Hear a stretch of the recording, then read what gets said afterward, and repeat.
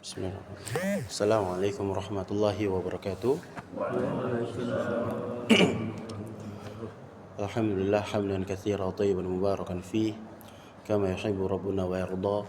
Asyhadu an la ilaha illallah wahdahu la syarikalah wa asyhadu anna Muhammadan abduhu wa rasuluhu la nabiyya wa la rasula ba'da. Ya ayyuhalladzina amanu taqullaha haqqa tuqatih wa la tamutunna illa wa antum muslimun. Wa qala nabiyyuna sallallahu alaihi wasallam ittaqillaha haitsuma kunta fa inna asdaqal hadithi kitabullah wa khairal huda huda Muhammadin sallallahu alaihi wasallam wa syarral umuri muhdatsatuha wa kullu muhdatsatin bid'ah wa kullu bid'atin dhalalah wa kullu dhalalatin finnar. Amma ba'du. Alhamdulillah, segala puji bagi Allah Jalla wa Ala yang masih memberikan banyak sekali kenikmatan untuk kita semua. Di antaranya adalah kenikmatan keimanan, nikmat Islam, nikmat sunnah, yang mana banyak di luaran sana tatkala mereka telah Allah berikan nikmat Islam, tapi mereka malah memilih keluar dari apa yang telah Allah berikan. Kemudian tatkala Allah memberikan sinyal-sinyal nikmat sunnah, tapi banyak di luaran sana banyak memilih hal-hal yang berbau dengan bid'ah, yang mana hal tersebut terlarang dalam Islam. Bapak-bapak sekalian yang semoga Allah Subhanahu wa taala, marilah kita selalu berselawat kepada Nabi kita Muhammad sallallahu alaihi wasallam serta para keluarga dan para sahabatnya. Alhamdulillah. Pada pertemuan yang lalu, ya, kita sudah ataupun membahas beberapa hal berkaitan tentang kelahiran Nabi kita Muhammad sallallahu alaihi wasallam. Ya.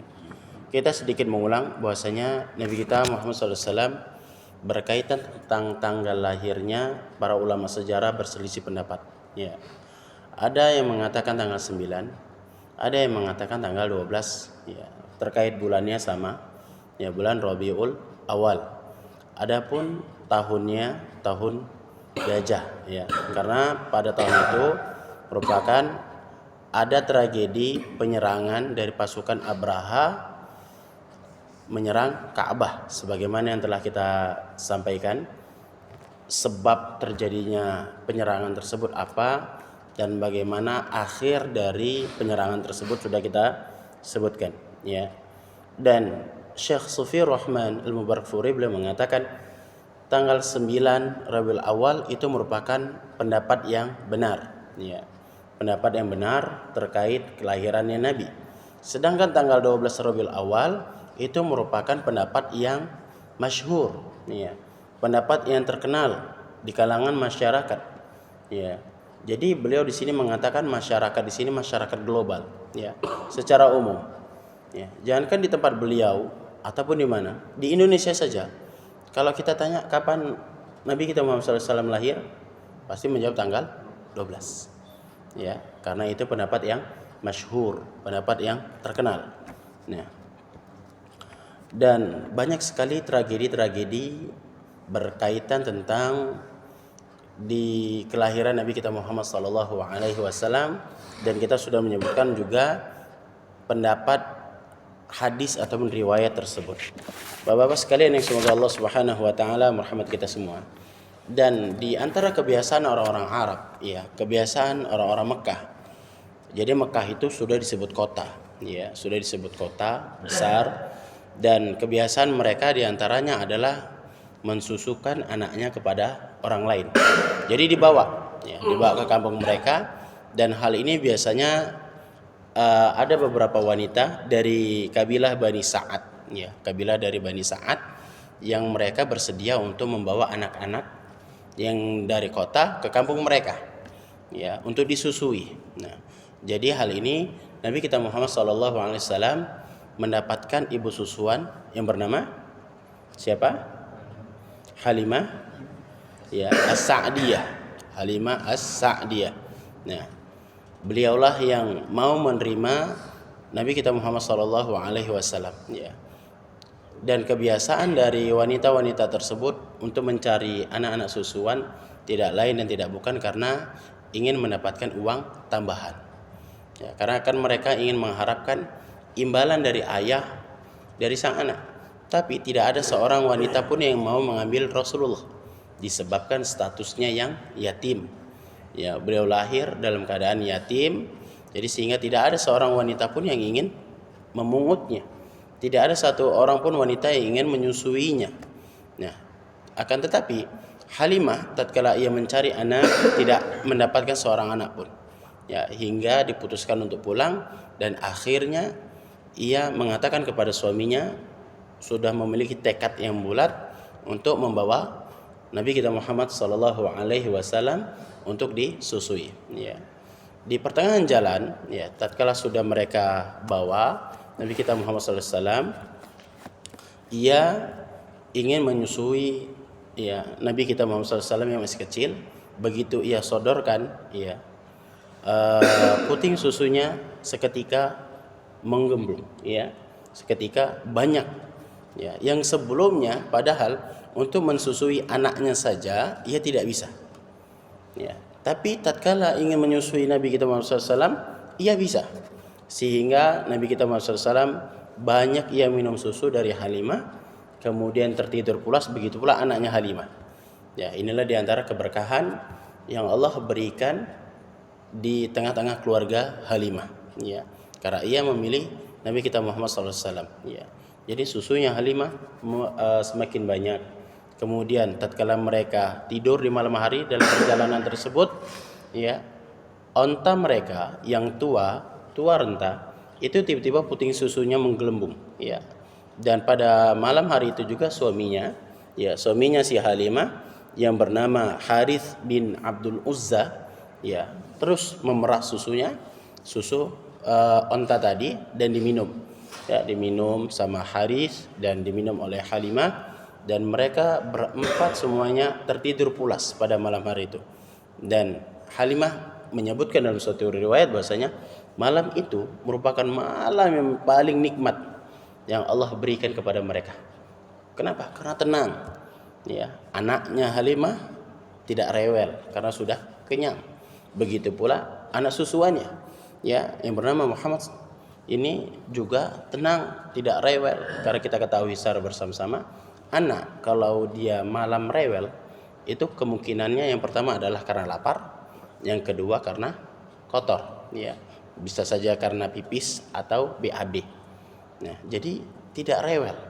Ya, itulah yang dialami oleh Halimah As-Sa'diyah bersama suaminya tatkala di pertengahan jalan pulang. Nah, tak lama kemudian, ya, kan mereka membawa onta yang sudah tua sama keledai, ya, keledai yang ringkih kita katakan.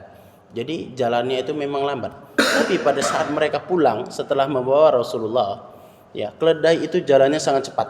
Ya. Bahkan rombongan yang tadinya mereka ketinggalan, ini malah rombongan yang ketinggalan. Ya, karena pas pergi Halimah beserta suaminya itu ketinggalan sama rombongan. Tapi pas pulang malah rombongan yang ketinggalan. Ya, dan banyak di antara para wanita-wanita yang berada di rombongan, ya, mereka mengatakan, apa yang kalian lakukan kepada keledai kalian? Ya, bukankah itu keledai yang kalian pakai? Halimah mengatakan, iya, ini keledai yang kami pakai sebelumnya. Nah, jadi inilah di antara bentuk keberkahan yang Allah berikan kepada keluarga Halimah juga. Ya, setelah sesampainya mereka di perkampungan, Halimah mengatakan, ya, demi Allah, ya, bahwasanya tidak pernah aku melihat suatu perkampungan yang lebih tandus kecuali kampungku sendiri, tapi pada saat ini Allah berikan, ya, ini menjadi tanah yang paling subur.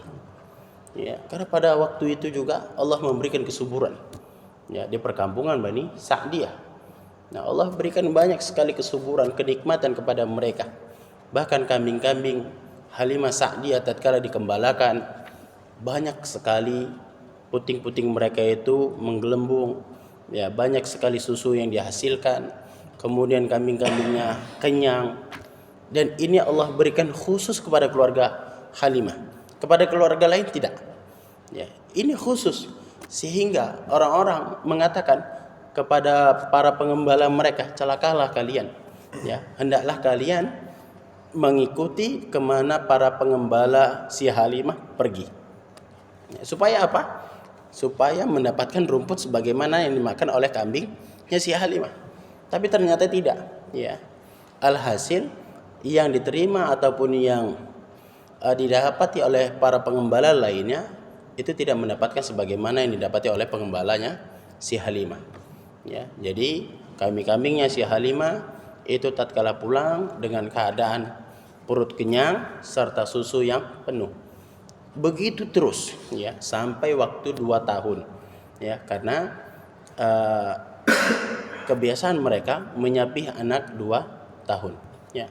Setelah 2 tahun dipulangkan, ya, Nabi kita Muhammad SAW dipulangkan kepada ibunya, ya, kepada Aminah. Dan pada momen tersebut tatkala di perjalanan si Halimah berpikir bahwasanya 2 tahun pertama ini merupakan banyak sekali kenikmatan yang mereka dapatkan, ya, sehingga mereka ingin merasakan kenikmatan terus, ya, sehingga ia ingin mendapatkan kenikmatan terus. Jadi apa yang ia pikirkan, ia memohon lagi kepada ibunya, yaitu kepada ibunya Nabi kita Muhammad SAW, Aminah, agar kiranya ia merawat anaknya kembali, ya. Apa yang ia katakan, sekiranya Anda sudi membiarkan anak ini bersamaku, ya, hingga dia besar, ya, hingga dia besar. Apa katanya? Sebab aku khawatir ia akan terserang penyakit, ya, penyakit yang menular yang biasa terjangkit yang berada di kota, ya, yang berada di kota Mekah. Nah, itu terus disebut oleh Halimah kepada ibunya. Karena Aminah, ibu dari Rasulullah SAW, ia berpikir, iya juga. Karena di Mekah itu banyak sekali penyakit, ya, yang menjangkit anak-anak, ya. Jadi mumpung udahlah nggak apa-apa, ya. Jadi diberikan kembali kesempatan tersebut kepada Halimah As-Sa'diyah, ya, dikembalikan sehingga Halimah pun pulang dengan keadaan bergembira, ya. Begitulah Rasulullah SAW akhirnya tetap tinggal di perkampungan, ya. Tidak lain dan tidak bukan karena di perkampungan tersebut merupakan suatu tempat yang cocok, ya, kita katakan cocok untuk perkembangan Rasulullah, baik itu dari segi fisik, dari segi lingkungan bahasa, ya. Maka daripada ini fikih yang dapat kita ambil, ya, dari pelajaran kisah Rasulullah, kenapa Rasulullah dipergikan atau diberangkatkan atau dialihkan ke perkampungan As-Sa'diyah, ini tidak lain dan tidak bukan ada alasan tertentu, ya, atau pelajaran yang dapat kita ambil. Pelajarannya adalah kita harus memilihkan lingkungan yang sehat untuk anak kita, ya. Makna lingkungan yang sehat di sini bukan berarti terbebas dari penyakit saja, tidak, tapi dari tetangga yang toksik, ya, dari anak-anak tetangga yang semrawutan, ya, demikian.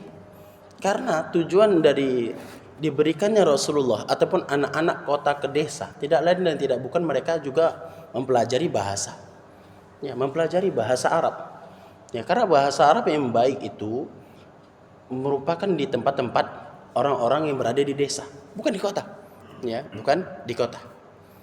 Contohnya saja, ya, jangankan bahasa Arab, bahasa kita, ya, bahasa anak-anak kota dengan bahasa anak-anak desa, mana yang lebih baik? Kampung kan, desa. Ya, anak kota bahasanya tak apa aja itu.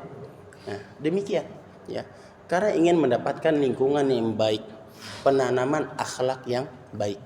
Nah, memang seperti itu yang seyogyanya kita sebagai orang tua memilihkan lingkungan yang baik bagi anak kita, ya. Dan semoga hal ini dapat kita wujudkan secara bersama-sama, baik itu untuk anak maupun anak-anak keturunan kita ke depannya. Bukan berarti harus ke kampung. Maksudnya di sini mengisyaratkan kita memilihkan lingkungan yang baik, ya, mengisyaratkan lingkungan yang baik. Bukan berarti harus di kampung beneran, tidak, ya. Kalau di kota dan ada di kota tersebut lingkungan yang baik, tafadhol, ya, karena perkembangan di kota itu sangat besar dan itu kita membutuhkan hal-hal tersebut. Nah, tapi kalau memang membutuhkan hal tersebut, tafadhol, yang penting lingkungannya bagus, ya, orangnya tidak toksik, ya, tidak begini dan tidak begitu. dan mengajarkan akhlak-akhlak dan budi pekerti yang bagus. Ya. Bapak-bapak sekalian yang semoga Allah Subhanahu wa taala merahmati kita semua. Ya. Setelah Rasulullah sallallahu alaihi wasallam ya sudah beranjak besar, ya. Kemudian kurang lebih berusia 4 atau 5 tahun, ya. Kurang lebih berusia 4 atau 5 tahun. Dalam hal ini ada tragedi. Ya, tragedi yang dialami Rasulullah yang disebut oleh para ulama adalah syaqqus sadar, ya, pembelahan dada. Ya, jadi Rasulullah pada waktu itu pernah dibelah dadanya, ya, oleh Jibril alaihi salam yang pada saat itu berbentuk manusia. Ya, jadi dari sini hal ini sudah mengisyaratkan juga tentang nubuah, ya, mengisyaratkan tentang nubuahnya Nabi Muhammad sallallahu alaihi wasallam. Nah, kita akan membacakan cerita ini sebagaimana hal ini diriwayatkan oleh Imam Muslim. Ya, diriwayatkan oleh Imam Muslim dari Anas bahwasanya Rasulullah sallallahu alaihi wasallam didatangi oleh Jibril. Nah, jadi ini yang menceritakan Anas bin Malik, ya. Anas bin Malik mendapatkan cerita ini dari Rasulullah sallallahu alaihi wasallam dan diriwayatkan oleh Imam Muslim, terdapat dalam Sahih Muslim. Ya. Rasulullah didatangi oleh Jibril saat beliau tengah bermain bersama teman-teman sebayanya. Ya, biasa anak-anak usia 4-5 tahun bermain, ya kan? Bermain sambil mengembalakan kambing. Kan pada umumnya kalau seperti ini pasti jauh dari kampung, ya, karena kan bermain mereka di padang rumput dan lain sebagainya. Kemudian Jibril menghampiri mereka serta menangkap dan merebahkan Rasulullah SAW, ya, diambil, ditangkap, kemudian direbahkan, ya, dijatuhkan. Setelah direbahkan, beliau di atas tanah lalu membelah, ya, dibelah dadanya, kemudian diambil jantungnya, ya. Di sini yang diambil adalah jantung, ya, jantung dari Nabi kita Muhammad SAW. Kemudian mengeluarkannya, dari jantung ini dikeluarkan segumpal darah. Jadi setelah dikeluarkan jantung, ada sedikit gumpalan darah, itu yang diambil, ya, itu diambil oleh Jibril alaihissalam. Dan Jibril berkata, nah, Jibril berkata, beliau mengatakan, ini adalah bagian setan yang ada pada dirimu, sehingga bila tetap ada, ia dapat memperdayamu. Ya, ini yang dikatakan oleh Jibril. Jadi bagian dari setan yang ada pada Rasulullah ini juga berada pada seluruh manusia. Makanya kita ada kecondongan juga terhadap berbuat kepada kemaksiatan. Seperti itu. Kita ada kecondongan terhadap berbuat kebaikan, ada juga berbuat kepada kemaksiatan. Jadi kecondongan tadi sama Jibril diambil agar kiranya Rasulullah tetap berada kepada kebaikan terus, ya. Kemudian Rasulullah SAW atau Jibril, ya, mencuci jantungnya dengan air zam-zam, ya, yang mana air tadi dibuat di suatu wadah yang terbuat dari emas, ya. Kemudian berisi air zam-zam, dibersihkan. Setelah dibersihkan jantungnya, dikembalikan lagi, ya, dikembalikan lagi di tempat semula, kemudian dijahit. Dah. Karena anak-anak melihat hal tersebut, apa kira-kira reaksi mereka? Mereka semua panik. Ya, mereka semua panik karena melihat pada saat itu Rasulullah tiba-tiba ditangkap, dibaringkan, dibelah dadanya.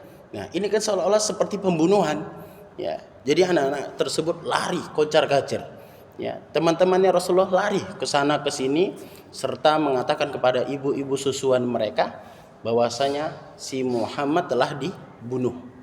Ya, sehingga kabar itu sampailah kepada Halimah, ya, kepada Halimah Sa'diyah dan para warga lainnya. Mereka berbondong-bondong lainnya untuk menemui, ya, tragedi tersebut. Ternyata setelah mereka sampai, mereka melihat bahwasanya Rasulullah SAW masih tetap hidup, ya, tetap masih hidup, tapi raut wajahnya itu sudah berubah. Dalam riwayat ini bahwasanya rona wajah Nabi kita Muhammad SAW sudah berubah, ya, sudah berubah dari sebelumnya, dari sebelum dibelah dan setelah dibelah itu wajahnya beliau sudah berubah. Dan hal ini dibenarkan oleh Anas bin Malik. Apa kata beliau? Ya, beliau mengatakan bahwasanya sesungguhnya aku telah melihat bekas jahitan itu ada di dada Rasulullah Sallallahu Alaihi Wasallam. Ya, ini bahwasanya membenarkan tentang apa yang diberitakan oleh Rasulullah kepada Anas bin Malik. Dan Anas bin Malik telah melihat secara langsung ya bagian yang sudah dibelah. Ya, dalam hal ini karena kan Anas bin Malik merupakan orang yang paling banyak masuk ke dalam rumahnya Rasulullah Sallallahu Alaihi Wasallam. Ya, kita ketahui secara bersama-sama, tatkala Anas bin Malik masih kecil, ibunya itu membawanya di hadapan Rasulullah untuk menjadikan Anas bin Malik menjadi seorang apa? Pembantu dari Rasulullah Sallallahu Alaihi Wasallam. Nah, itulah yang membuat Anas bin Malik menjadi pelajar privatnya Rasulullah, karena ia membantu Rasulullah sembari belajar dan belajar. Ya. Jadi tidak lain dan tidak bukan, para ulama mengatakan bahwasanya seolah-olah ya ibu dari Anas bin Malik itu dianggap seperti saudari dari Rasulullah. Orang melihat, kenapa? Karena seringnya ibu dari Anas bin Malik keluar masuk dari rumah Rasulullah tanpa izin. Ya, karena ini kespesialan, ya, spesial bagi Anas bin Malik dan keluarganya, agar kiranya dapat membersamai Rasulullah Sallallahu Alaihi Wasallam. Itulah yang terjadi, momentum yang berada di keluarga Sa'diyah tatkala di usia Rasulullah SAW 4 atau 5 tahun. Setelah kejadian itu, tentunya Halimah tentunya panik, ya, karena ada kejadian yang beliau dapatkan laporannya bahwasanya Muhammad telah dibunuh. Ternyata pas dilihat tidak ada, tapi bekas belahannya masih ada. Karena dia tidak mau mengambil resiko dan lain sebagainya, dia khawatir. Jadi mau tak mau anak ini tadi harus dipulangkan. Ya, dipulangkan dan akhirnya kembali kepada pangkuan ibunya. Ya, kembali di pangkuan ibunya Aminah, ya, binti Wahab. Nah, sudah dikembalikan kepada ibunya. Nah, setelah beberapa saat, ya, Rasulullah bersama ibunya Aminah di Makkah, dalam bentuk kesetiaan dari Aminah dan bentuk menampakkan kesetiaan kepada mertuanya juga, ya, Aminah mengajak mertuanya, anaknya, serta pembantunya. Nah, coba kita ingat, siapa pembantu ataupun budak yang diwarisi Abdullah kepada Aminah? Kemarin pernah kita sebutkan. Ada yang ingat? Bapak-bapak sekalian? Ya, Ummu Aiman. Ya, Ummu Aiman. Nah, jadi Aminah, Ummu Aiman, Nabi kita Muhammad dan mertuanya. Siapa mertuanya? Abdul Muttalib. Ya, mereka berempat pergi ke Madinah. Ya, untuk apa? Untuk ziarah. Ya, karena kan Abdullah wafat di Madinah. Ya, wafat di Madinah. Jadi mereka berempat pergi berziarah. Setelah mereka berziarah, kemudian mereka tinggal di Madinah kurang lebih 1 bulan. Setelah mereka tinggal di sana, pulang. Ya, jadi sebelum sampai di Mekah, jadi Aminah tadi terkena penyakit. Ya, terkena penyakit sehingga akhirnya beliau wafat di suatu tempat yang bernama Abwa. Ya, Abwa ini tempat di antara Mekah dan Madinah, dan akhirnya beliau dikuburkan di mana ia diwafatkan. Ya, itulah kurang lebih perjalanan hidup Rasulullah bersama ibunya, kurang lebih hanya 2 tahun juga. Ya, para ulama menyebutkan hanya 2 tahun. Jadi bersama Halimah 4 tahun, bersama Aminah 2 tahun. Berarti 4 ditambah 2 menjadi 6. Ya, kemudian di usia 6 tahun Rasulullah berada di pangkuannya kakeknya, ya, Abdul Muttalib. Ya, setelah wafat Aminah, karena melihat hal tersebut, Abdul Muttalib semakin rasa kasihannya itu semakin besar. Ya, karena ini anak dari kecil sudah nggak ada bapaknya. Kemudian begitu sama ibunya, 2 tahun bersama ibunya, ibunya wafat. Ya, semakin kasihan. Ya, sehingga menimbulkan rasa cinta yang sangat besar kepada cucunya. Dan bahkan saking besarnya, ini para ulama sejarah mengatakan bahwasanya saking besar cinta Abdul Muttalib kepada cucunya ini, itu tidak sama seperti cintanya kepada anak-anaknya yang lain. Anaknya Abdul Muttalib kemarin kita sebutkan ada 16, 10 laki-laki, 6 perempuan. Dan rasa cinta yang diberikan kepada Muhammad itu lebih besar daripada rasa cintanya kepada anak-anaknya yang 16. Ya, kita sebutkan satu riwayat bagaimana cinta dari Abdul Muttalib kepada cucunya ini. Ya. Ibnu Hisham rahimahullahu taala beliau menyebutkan ya dalam buku sirahnya bahwasanya biasanya Abdul Muttalib ya itu digelari permadani ya, karpet mewah ya di sekitaran Ka'bah, yang mana permadani tersebut menuju sebuah kursi ya, kursi tahta ya, biasa sebagaimana yang telah kita sebutkan bahwasanya Abdul Muttalib merupakan orang yang paling penting di kota Makkah ya. Di antaranya adalah ia mengurus mengenai urusan makan dan minum bagi orang-orang haji. Tentunya ini merupakan kedudukan yang tinggi ya. Jadi ada kursi tersebut, ini kursi memang khusus punya Abdul Muttalib dan tidak ada yang boleh duduk di situ ya. Jadi suatu ketika Nabi kita Muhammad SAW ya bermain ya di sekitaran Ka'bah tadi, kemudian duduk ya, duduk di atas kursi ya, duduk di atas kursi. Kemudian para paman-pamannya yang lain tentunya melihat hal ini, karena tidak ada yang berani sebelumnya duduk di atas kursi dari Abdul Muttalib ya, tidak ada yang berani satupun. Bahkan Abu Thalib juga tidak berani ya, karena itu kursi ayahnya ya. Jadi karena melihat hal tersebut, paman-pamannya langsung mencegah ya, paman-pamannya langsung melarang Nabi kita Muhammad SAW untuk duduk di atas kursi tersebut. Karena melihat hal itu, kemudian sontak Abdul Muttalib berkata kepada anak-anaknya yang mencegah Nabi kita Muhammad SAW, apa kata beliau? Jangan kau ganggu cucuku ya, jangan kalian ganggu cucuku ya. Maksudnya biarkan ya, biarkan dia bermain, biarkan dia duduk ya. Demi Allah ya, sesungguhnya dia nanti akan menjadi seorang yang besar ya. Inilah yang diucapkan oleh Abdul Muttalib. Nah, kita lihat ya, bentuk cintanya yang sangat besar kepada Muhammad SAW ya, karena ia membiarkan Nabi kita duduk di mana tempat orang lain tidak berani duduk ya, bahkan anaknya saja tidak diperbolehkan untuk duduk, tapi khusus Nabi kita Muhammad SAW diperbolehkan. Bahkan tatkala paman-pamannya menghalangi ya, Abdul Muttalib mengatakan jangan ya, biarkan dia duduk di situ ya, biarkan. Nah, inilah di antara bentuk yang besar atau bentuk cinta dari kakeknya terhadap cucunya. Taib.